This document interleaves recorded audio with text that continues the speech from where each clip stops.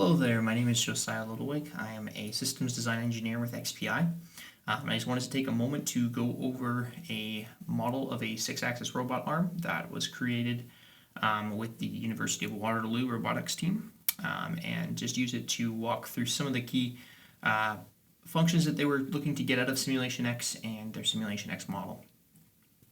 So the University of Waterloo robotics team came to us and they were looking to solve an issue with their arm. They didn't have enough torque provided at the second axis of their arm, and they wanted to figure out how much torque would be needed to correctly spec their motor and gearbox. So we created a SimulationX model to be able to model the physical dynamics of the arm and then correctly determine a range of torque values that would be associated with different trajectories of the arm to identify the highest amount of torque necessary to complete their desired range of motion of their arm. They then use this torque value to correctly spec their motor and make sure that the critical conditions and parameters in the motor were met. So it was within an operating range in terms of torque for their motor, but also for their gearbox reduction ratio. So I'll go over the model here. We can see on the left-hand side here a diagram view of the model. It was created with different CAD bodies that were imported into the model as rigid bodies. So we can see the different body elements. We used the CAD import feature of SimulationX to bring them in. And then we connected them all with the different axes. So there's the axis of horizontal rotation of the base, and then the second axis, which will lift and lower the arm. And so we created the mechanical structure of the robot in this method by looking at all these different bodies connected by their single rotational axes. And then we also added some motion tracking at the end, as well as an absolute sensor to this end ball, which is a simple 5 kilogram mass, which was the maximum loading applied to the robot for the UW robotics team's competition requirements.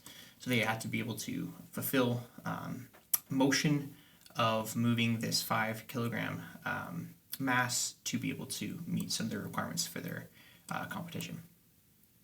So we can see here in this model also some one-dimensional components here. This is one-dimensional rotational mechanics. So this is for the transmission of the force to be applied at each of these joints. On the bottom here, there's a worm gear mechanism, so we've included the inertia of the different elements, which we took from the SolidWorks CAD model, and then added the transformations of that rotational motion, and then added a torque source to the end, which will be represented by, which is representative of the motor. So we did that for each of them, as well as adding sensors, which will read out the velocity at the location of the motors and coders, and then fed them back into PID loops for each individual motor block. So we have a saturation function here, which will limit the maximum voltage that can be applied, and then a PID, which we tuned inside SimulationX to get the desired motion. And then we also provided a set angle here associated with each joint, which would achieve the desired end effector trajectory. So let's look a little closer at the differential mechanism on axis 5 and 6. That would be, this is axis 5 right here, and then axis 6 is right here. So this will achieve the rotation of the end effector. To model this, there's a differential element that is contained within SimulationX that was used, as well as some pulley elements, which are modeling the pulley mechanism you can see in the CAD, imported CAD here.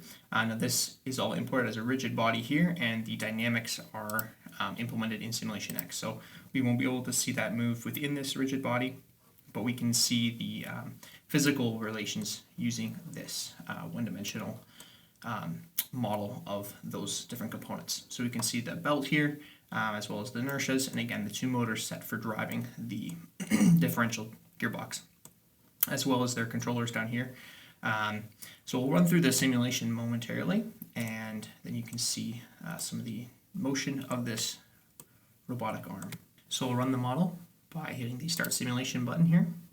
You can see it compiling the model here, and then we'll be able to see the simulation time as it runs the model. Okay, so the simulation has finished running, and we can now play back the animation to see the motion of the arm. All right. We can now look at the results of the model as well. So looking at the torque values provided by the motor before the gearbox, at the motor source, but also at the actual axis to be able to determine the maximum torques necessary to complete this range of motion. So I'm going to go to the results windows here, which I don't have any open at this point. So what we'll do is we'll go to this motor value and go results, and we'll look at the internal torque. Just opened up on my other window here, and now we can see the torque profile that was committed to this motor to achieve the motion we saw previously. We'll look specifically at the torque required at axis 2. This was the motor of interest for the robotics club, and so we'll take a look and see the torque profile on this one.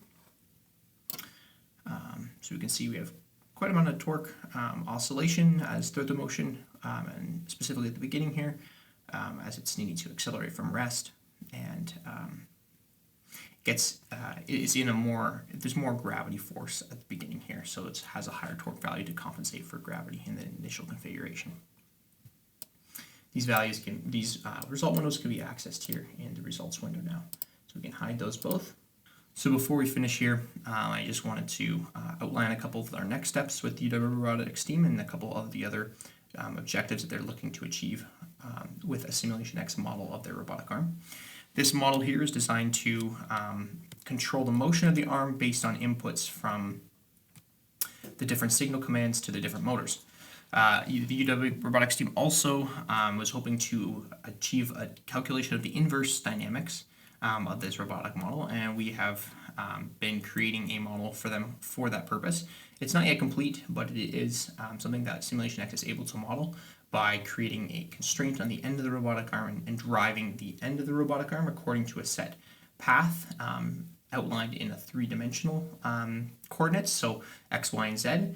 And then by looking at the different angles required at the different joints, we can then feed these back through the one-dimensional connections to determine the angular commands for each individual motor to achieve that three-dimensional trajectory in 3D coordinates. So that's a method that we'll use to perform the inverse calculation or inverse kinematics for this robot. Another thing that they are looking to achieve is testing of their robotic arm in parallel with their mechanical development. So they want to use the SimulationX model to be able to try different control algorithms and methods and techniques for the arm without needing to have a physical prototype and without risking damaging that physical prototype. So we're working with them right now to build a model of their motor. We have a motor element within the SimulationX library, but just looking to parameterize that element correctly for their application. Let's see if it'll load here. Yeah, so we have a whole bunch of electric type of motors, stepper motors, etc. So we're looking to parameterize that element, add it to the model, and then export this whole SimulationX model as C code after specifying the inlets and the outputs. So one of the inlet would be the voltage to the motor, and then one of the outlets would be the feedback from a given sensor located on the axis of one of the joints of the robotic arm. So using those two inputs and outputs, we can export the model to C code, and then the team will use that C code to be able to develop their controller using software and validate and test early designs of their controller before they ever have to use the physical mechanical robotic arm and avoid damaging to that arm as well. So that's an overview of our work with the UW Robotics Club. Hopefully this has been helpful for you. If you have any questions about anything we discussed here, or would like to look more into this model or discuss your specific application and how SimulationX can be used to perform any of those related functions, or if there's more questions you're trying to solve and you want to know if SimulationX would be able to help with that, please don't hesitate to reach out and we'll be in touch. Awesome. Thank you very much and have a great day. Bye-bye.